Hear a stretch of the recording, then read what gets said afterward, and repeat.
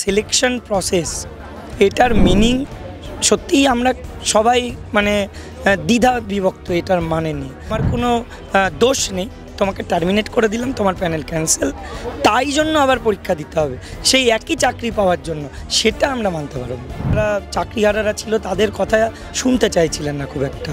তো সেই জায়গায় যদি এসএসসির চেয়ারম্যান, বোর্ডের সভাপতি বা শিক্ষা দপ্তরে যারা এই লিগ্যাল ইস্যুটা নিয়ে কাজ করছেন সেই রকম কোনো ব্যক্তি এরা যদি থাকতেন, তারা কিন্তু আমাদেরকে দিশা দেখালেও দেখাতে পারতেন।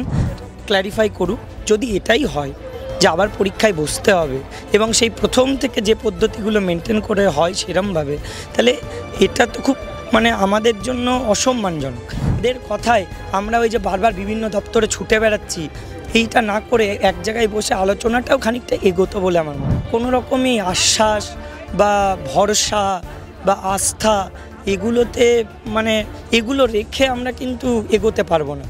যে চাকরি চলে যাবে তাই সাম্মানিক দিয়ে মানে একটা চাকরি মানে ভলেন্টিয়ারি সার্ভিস দিতে হবে, সেইটা অসম্মানজনক আমাদেরকে। শিক্ষক শিক্ষিকা শিক্ষাকর্মী এই চাকরিহারাদের জন্য এই ধরনের টার্ম ভালো লাগে না, পুষিয়ে দেওয়া হবে। আমরা পোষানোর জন্য এখানে নেই। চায়ের দোকানে, ট্রেনে, বাসে ওরা বলবেন এই টিচাররা আবার স্কুলে যাচ্ছেন, এদের চাকরি চলে গেছে। এই যে ঘটনাগুলো ঘটবে, এই যে একটা সামাজিক সম্মানহানি, এটার কি হবে? সাথে আজকে মুখ্যমন্ত্রীর সঙ্গে আপনাদের বৈঠক ছিল এবং সেখানে প্রথমত জিজ্ঞাসা করবো যে বৈঠকের সর্বোপরি যে বক্তব্য হয়েছে সেখানে কি একটু হলেও আপনারা সন্তুষ্ট হয়েছেন বৈঠকটি নিয়ে? না, আমরা সন্তুষ্ট তখনই হব যখন আমাদের যে একটাই দাবি যে এই চাকরিটাতেই আবার এইভাবেই বহাল থাকা এবং একইভাবে সুপ্রিম কোর্টের রায়ের ভিত্তিতে মানে ন্যায় বিচারের ভিত্তিতে। এটা শুধুমাত্র মানে রায় ওরকম পড়ে থাকলো তা সত্ত্বেও থাকলাম এরকম নয়, মানে যোগ্য এবং ন্যায্যভাবে এইভাবেই থাকতে যেদিন পারবো সেদিন সন্তুষ্ট হবে। আজকে মুখ্যমন্ত্রী আপনাদেরকে একটি প্রস্তাব দিয়েছেন যে আপনাদেরকে মানে এখনও পর্যন্ত 2 মাস পর্যন্ত সিভিকভাবে আপনাদের কাজ করতে বলেছেন, আপনাদের স্কুলে যেতে বলেছেন। দেখুন, এখন মানে উনি টার্মটা ইউজ করেছেন যে ভলেন্টিয়ারি সার্ভিস। এবার এটা অনেক সময় যদি আমরা ভাবি যে লিগ্যাল ইস্যুর জন্য হতে পারে বলেছেন, 2 হতে পারে উনি বোঝাতে চেয়েছেন একটা সাম্মানিক কাজ করাকে। তো দুটো ভাবছি।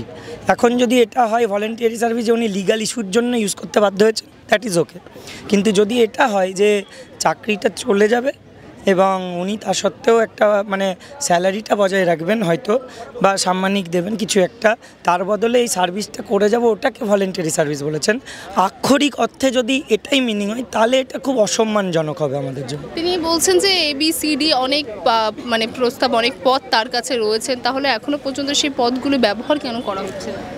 দেখুন, ABCD পদ তখন উনি বলেছেন যে আগে একটা ক্ল্যারিফিকেশন চাইবেন যে মানে এই যে কি বলতে চেয়েছেন পরীক্ষার ব্যাপারটা নিয়ে, বা আদৌ পরীক্ষা কিনা বা সিলেকশন প্রসেসটা মানে কি, আর এটাও অবশ্য যে বেতনটা এদের ততদিন অবধি চালু রাখা যায় নাকি। এবার ব্যাপার হচ্ছে এই সিলেকশন প্রসেস এটার মিনিং সত্যিই আমরা সবাই মানে দ্বিধা বিভক্ত এটার মানে নিয়ে। কিন্তু এটা কোর্ট ক্ল্যারিফাই করুক, যদি এটাই হয় যে আবার পরীক্ষায় বসতে হবে এবং সেই প্রথম থেকে যে পদ্ধতিগুলো মেনটেন করে হয় সেরমভাবে, তাহলে এটা তো খুব মানে আমাদের জন্য অসম্মানজনক। যে একটা চাকরি পেয়ে বলা হচ্ছে যে তোমার কোনো দোষ নেই, তোমাকে টার্মিনেট করে দিলাম, তোমার প্যানেল ক্যান্সেল, তাই জন্য আবার পরীক্ষা দিতে হবে সেই একই চাকরি পাওয়ার জন্য, সেটা আমরা মানতে পারব না।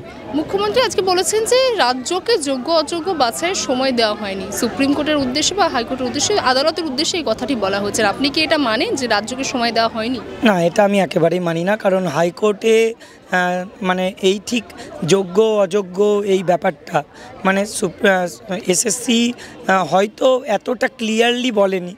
হ্যাঁ, এখন এসে মানে সবসময় দেখুন একটা মিরর ইমেজের কথা বলা হয়, যে মিরর ইমেজ থাকলে হয়তো আজকে এই ধরনের অবস্থাগুলো হতো না।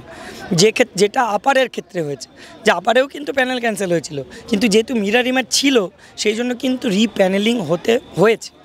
আমাদের ক্ষেত্রেও এই মিরর ইমেজটা যদি পাওয়া যায় তাহলে কিন্তু সম্ভব এই সিলেকশন প্রসেস মানে রিপ্যানেলিং, এবং ওটাই বাঞ্ছনীয়। কিন্তু এই মিরর ইমেজটা আছে কোথায় বলুন তো? কোথায় রাখা আমরা কেউ জানি না, আদৌ আছে? আর যদি থাকে তো কোথায় আছে? আজকের এই মানে পুরো এই সিলেকশন প্রসেস বা চাকরির থেকে বিজ্ঞাপন থেকে এসএসসি একটি বড় ভূমিকায় রয়েছে। আপনার কি মানে এটা কি ভাবা চলে যে আজকের এই বৈঠকে মুখ্যমন্ত্রীর পাশাপাশি এসএসসি থেকেও কারোর থাকা খুবই কাম্য ছিল বা জরুরি ছিল?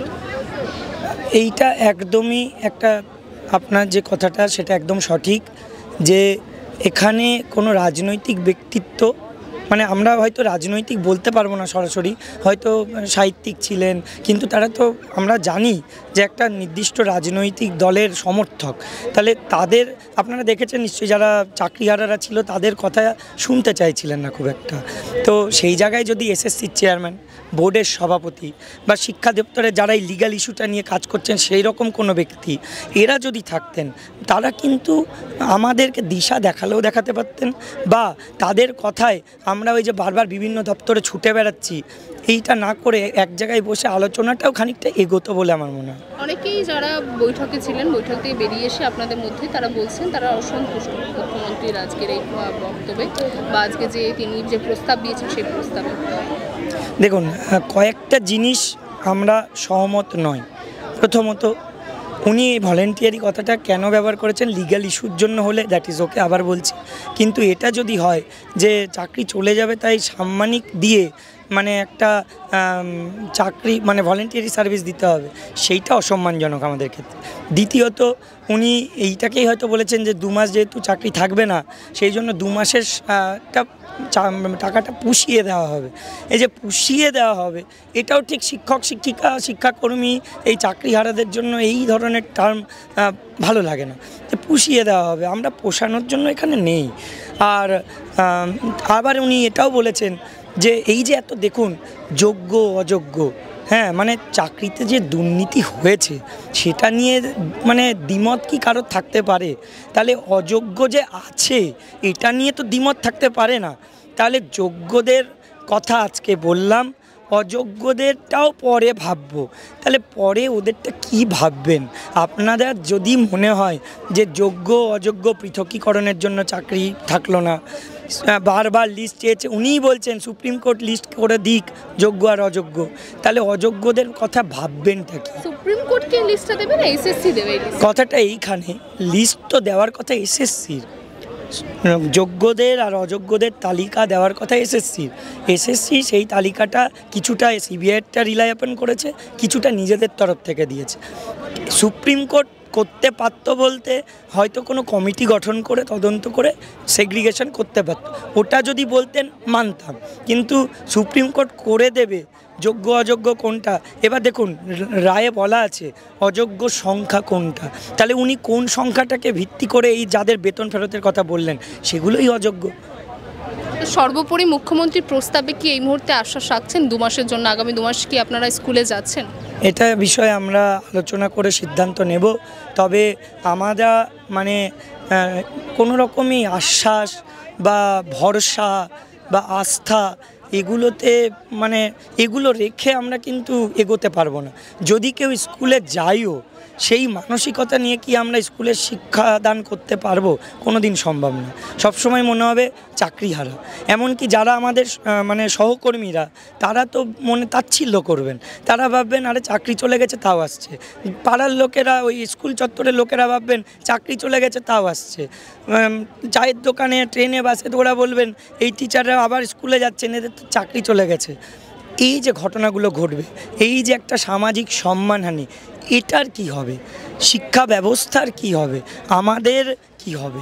এটার জবাব যে সেদিনই আমরা পাবো, আমরা সন্তুষ্ট সেদিনই হব যেদিন সমস্ত কিছু বিচার বিবেচনা করে যোগ্যদের সসম্মানে স্কুলে যেমনভাবে আছি তেমনভাবে ফিরিয়ে দেওয়া যায়, কোর্টের রায়ের ভিত্তিতে ন্যায়ভাবে।